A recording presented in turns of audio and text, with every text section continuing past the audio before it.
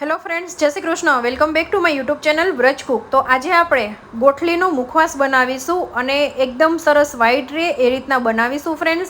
અને ગોઠલીના તમને ઉપયોગ તો ખબર જ છે કે આપણે જે B12 આપણને પૂરું પાડે છે ફ્રેન્ડ્સ. તો ચલો આજની રેસીપી સ્ટાર્ટ કરીએ અને ફટાફટ એક જ દિવસમાં તમારો આ જે મુખવાસ છે એ બની જશે ફ્રેન્ડ્સ. વિડીયો તમને સારો લાગે તો લાઇક, શેર અને સબસ્ક્રાઈબ કરવાનું બિલકુલ ભૂલતા નહીં. તો ચલો આજની આ ગોઠલીનો મુખવાસ B12 થી ભરપૂર રેસીપી સ્ટાર્ટ કરીએ. ફ્રેન્ડ્સ, મેં અહીંયા ગોઠલા લઈ લીધા છે. મારા ગોઠલા છે ને એ સુકાઈ ગયા છે. તમે લીલા ગોઠલા હોય ને તો પણ લઈ શકો છો. તો હવે આપણે કુકર લઈ લઈશું.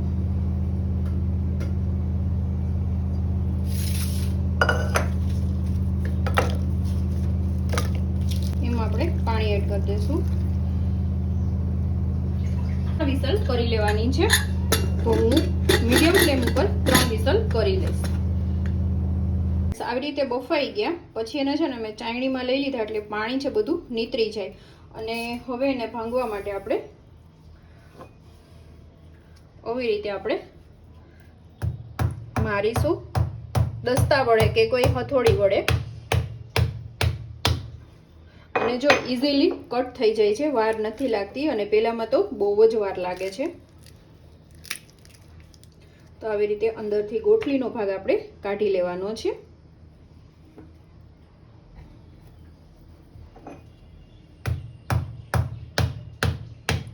એનો જે મોઢિયાનો ભાગ હોય છે ને આ સાઈડનો, એ સાઈડથી જ તમારે દસ્તો કે હથોડી મારવાનું.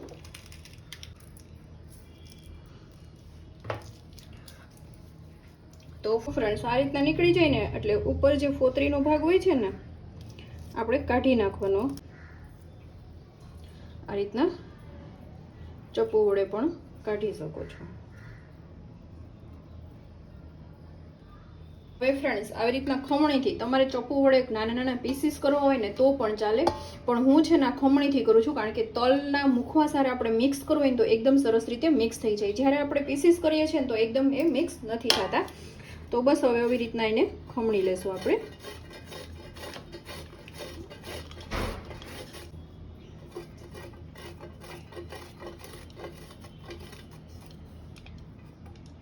તો જુઓ ફ્રેન્ડ્સ, આ રીતના મેં ખમણ કરી લઈશ. ફ્રેન્ડ્સ, આ રીતનું ખમણ થઈ જાય ને પછી એને છે ને થાળીમાં કે મોટા વાસણમાં તમારે પોળું પોળું કરીને પંખા નીચે જ તમારે સૂકવવાનું છે.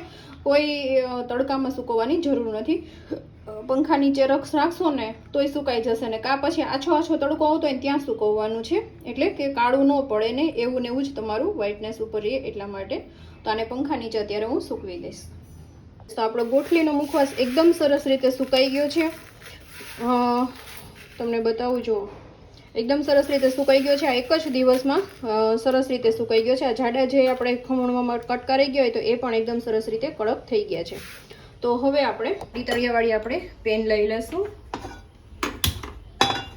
તમારે આમાં છે ને જેટલો મુખવાસ લેવો હોય દરરોજ એટલો મુખવાસ તમારે શેકવાનો છે. બીજો તમારે બરણીમાં સ્ટોર કરી દેવાનો છે. તો અહીંયા 1 ચમચી હું ઘી એડ કરીશ.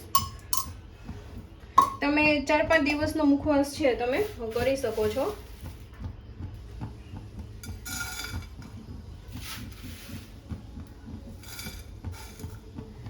બસ હું આટલો જ મુખવાસ કરીશ ને આટલો પછી ફરી જ્યારે જોશે ને ત્યારે કરી લઈશ. અને મીડિયમ ફ્લેમ ઉપર આને 4 થી 5 મિનિટ માટે શેકી લેવાનો છે.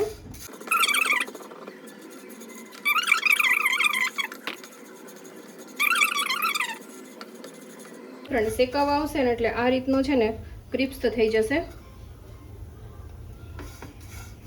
ટેસ્ટ પ્રમાણે આપણે આમાં સંચળ પાવડર એડ કરશું અને ફરી આપણે આને 1 મિનિટ માટે શેકી લઈશું કે સરસ રીતે પ્રોપર રીતે મિક્સ થઈ જાય.